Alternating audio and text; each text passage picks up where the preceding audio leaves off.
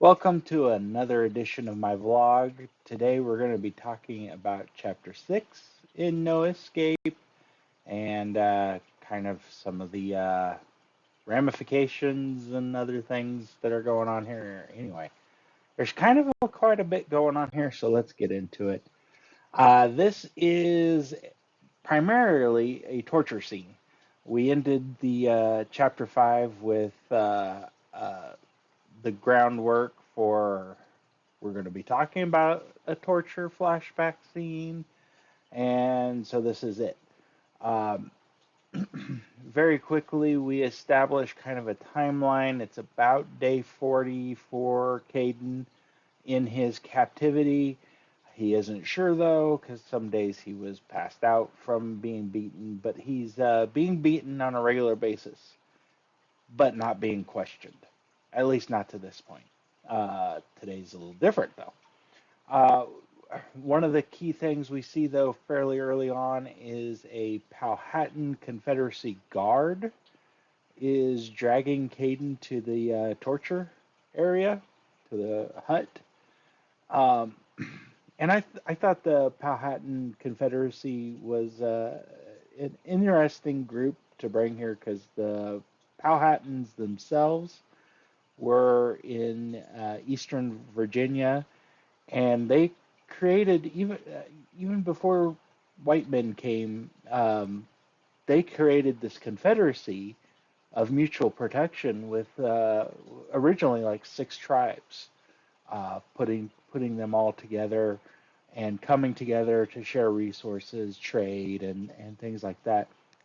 They spoke Algonquin, which was fairly common up the eastern seaboard of the U.S. At that time.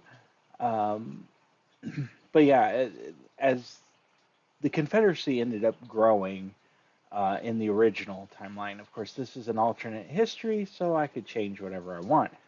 Of course, in the original history, though, the Powhatans themselves died out, or at least that's the Wikipedia survivors, terminology for what happened to them. Yeah, they were killed off. So unfortunately, there in my alternate reality, though, hey, I get to keep them if I want. So that's what I've decided to do. However, and I don't go into any of this detail. This is all just kind of supposition in my brain for the world of that the Powhatans and the Confederacy in general, they've been moved off of the eastern seaboard and moved out of Virginia altogether. This forced relocation is what's the bad blood between the Virginians and the Powhatans, or well, the Indians in general, Native Americans in general. So that's where I'm basing my conflict, at least against people, or sets of people here. And so this is where we find out a little bit about the bad guy. Well, bad guys. Who's really the bad guy in that situation? But for Caden, these are the bad people. They are beating him. They are, and we see a little bit of that in the hut. He sees his own blood and a little bit of other people's blood staining the ground. So that's kind of the interesting basis here. Uh, he's been given a gourd of something to drink, and it's foul. He doesn't know what to make of it, and the guard, in very simple speak, is just like drink, no spill, drink. Things, very simple things to say. And so,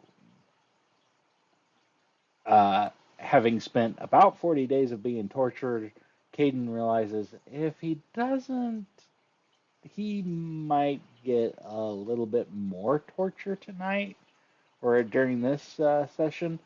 So he drinks it, and he ends up just tilting it back and letting it all just guzzle down the back of his throat without really tasting it. He just wants to get it over with. He doesn't know what's in it.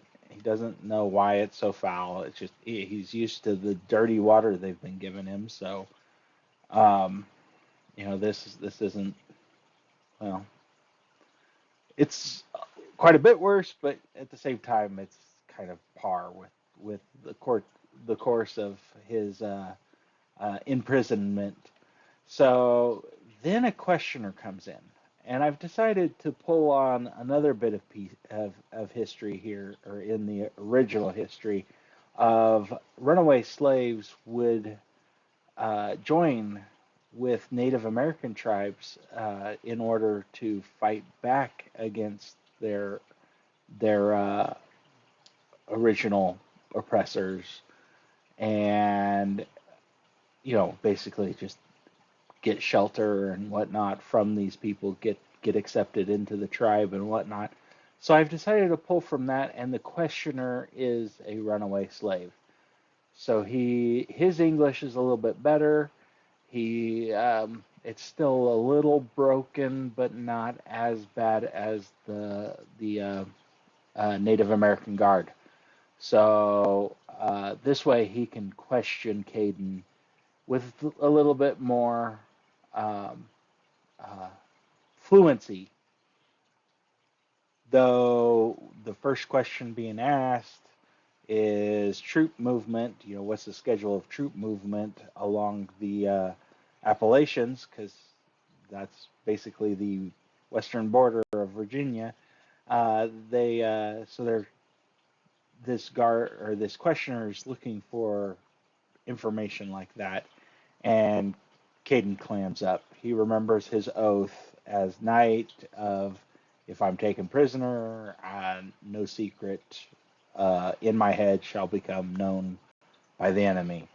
And so he's definitely brought that forth. He shuts up, even though the peyote has set in. He's loopy. He's laughing. He's definitely not a laughing situation. He's not even able to crawl from the peyote.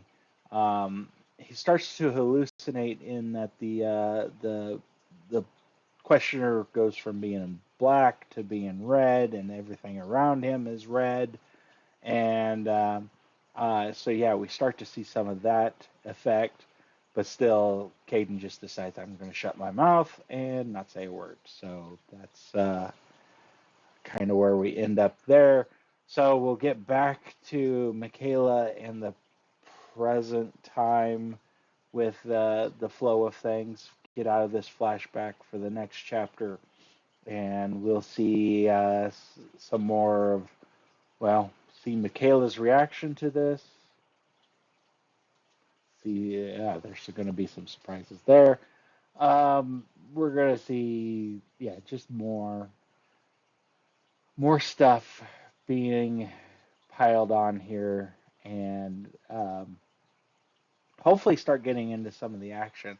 There's uh, my critique group who's been with me on this.